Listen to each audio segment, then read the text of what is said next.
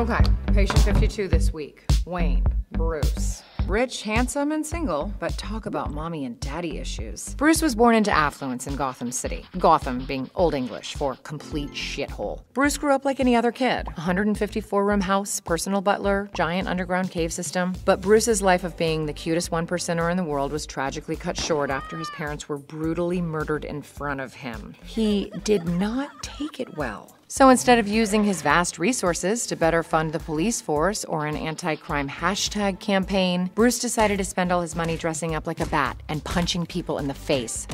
Going down. Why? Freud's structure of personality breaks us all down into three main parts. The id, the unconscious illogical part of our mind. The Randy Quaid, if you will. The superego, our morality, shaped by our parents, peers, TV, the internet, and Netflix. And the ego, the conscious part of our mind, the one that balances the id and superego. Now, Freud thought of consciousness like an iceberg. The ego, our conscious mind, being the 10% that's out of water, the superego and the id lying underneath where we think they can't bother us, until, of course, anxiety starts to bubble up and the feelings of the id start to become conscious. Say the anxiety of, I don't know, having your parents shot to death in front of your 7-year-old face?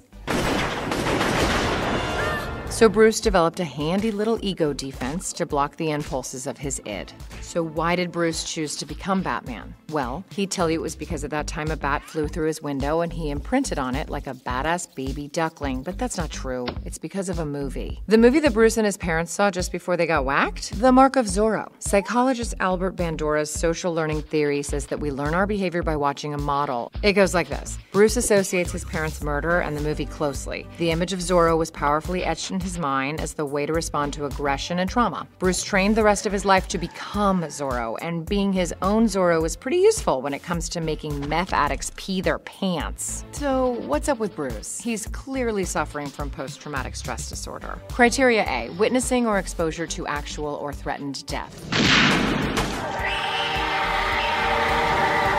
Dead parents, check. Criteria B, recurrent distressing memories of traumatic events, distressing dreams or flashbacks. He had 7 during our session. Criteria C, unprovoked outbursts, verbal aggression, and physical violence towards people or objects. I recommend Bruce engages in prolonged exposure therapy, which promotes processing of the trauma memory to reduce distress and avoidance evoked by the trauma reminders. Also, he should probably avoid the whole bat nipples thing.